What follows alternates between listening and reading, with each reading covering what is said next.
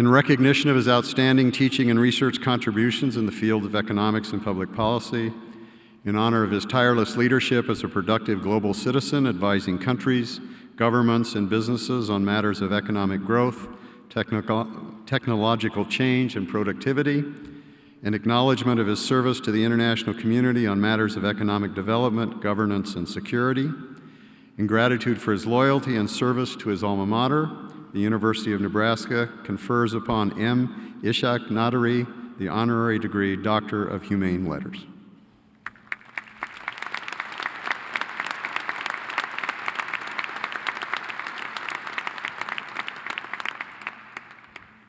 Please welcome Dr. Nadiri, who will deliver the commencement address titled Some Challenges and Opportunities of Globalization.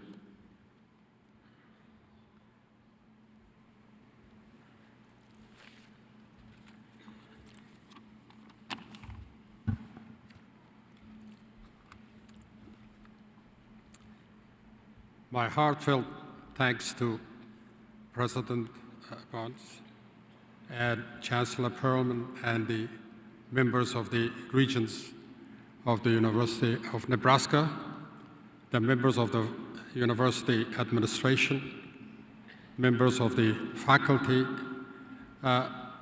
parents, and of course, the graduating students.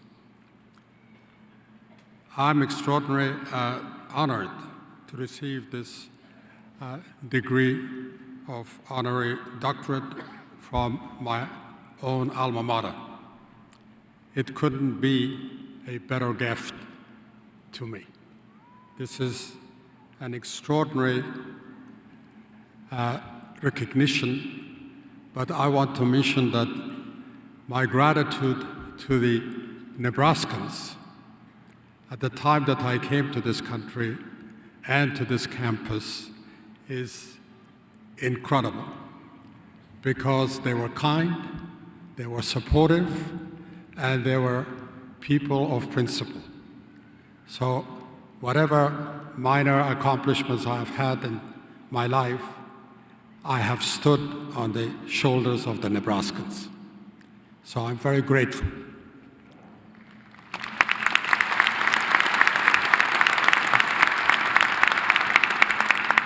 Since my time at Nebraska, there have been extremely significant changes in the world.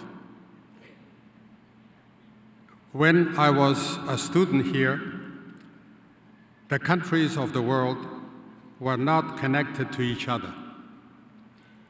Every country pretty much stood alone, apart from some formal UN meetings and the trade negotiations.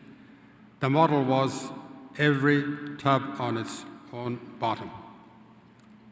Nowadays, the interconnection between the nations cover political, economic, social, and individual affairs. It is undoubtedly this dynamic process of globalization in all its facets of our lives that has been the most decisive global change since my graduation here. There are many reasons for this intensity globalization process, but three developments stand out. First, the preservation of world peace since the Second World War. Though there has been some developments, but nonetheless, this commitment to peace has been very significant, and I hope that it will continue. And this process accelerated, especially after the fall of the Berlin Wall and the end of Cold War. Second is the spreading of business investments and the process of outsourcing across national boundaries. Now, particularly American firms are all over the world, and they are like the United Nations. They have a location in every country possible. Third is the spreading of the information technology, such as the internet, the cell phones, and the like that you are very familiar. This globalization process will continue and probably accelerate in the future years with differential impact and opportunities for different nations and different groups of people in every nation. They will generate significant positive results, but will also pose significant challenges. Challenges that require the attention of the future generation of leaders and citizens, like the young men and women present here. I would like to mention a few of these opportunities and challenges to you, because you will be the one who will address these issues. One, the demographic changes in the world is changing. In fact, you may be surprised that the world population is going to decline. And this has a major impact on the economy, location, and activities of the human race. Both China and even India and many others are going to experience this thing in 2050. In fact, the projection is that from 1970, the rate of growth of population was 2.6%, but that will decline to 0.5% in 2050. So this will have a major impact. Second, the environmental challenge is going to be a significant activity in the world, and that it will provide many challenges and many activities that you will participate. It will affect firms and individuals and countries. And the major challenge would be to find new technology of cheap energy, because after all, it was the energy that came from oil, coal, and gas, which propelled these economic development in Europe, United States, and many other developed countries. The clean energy will be a challenging phenomenon that you will be facing. Third is the impressive decline of extreme poverty in the world. In about 70 years, almost 75% of the population of the Earth was under the poverty line of $1 adjusted for inflation. Now it has declined to 10%. This is mainly due to the Indian and Chinese developments and some other countries, but we are a richer world than we were before, with all our difficulties. And that provides opportunities. Four, the increased pace and spreading of new technologies and their effect on productivity, employment, and growth.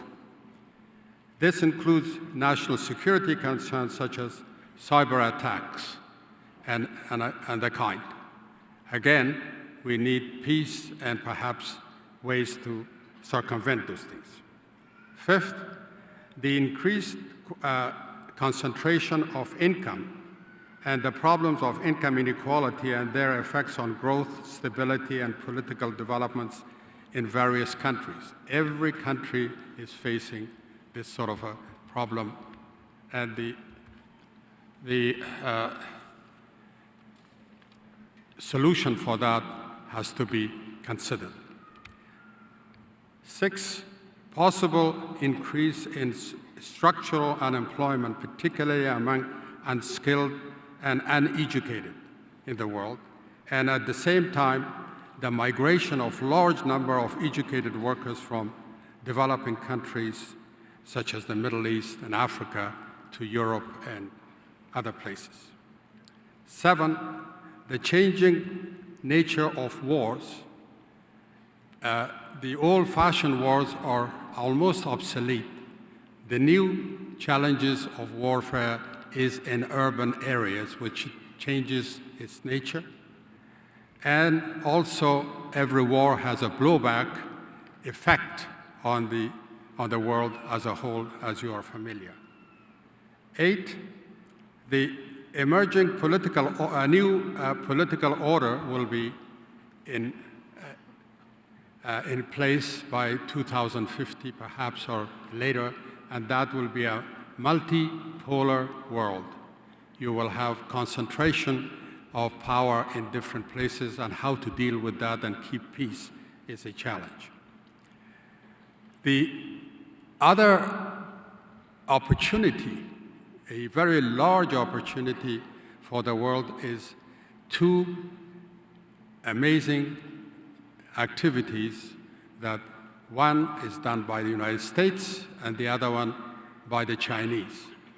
The Chinese want to revive the old Silk Road, which is a number of railroad and many highways and the like from China through part of Russia to Europe. And this is a huge investment idea they have, and they have even a sea process to connect Africa to China. This would require almost over $1 trillion investment that they are anticipating.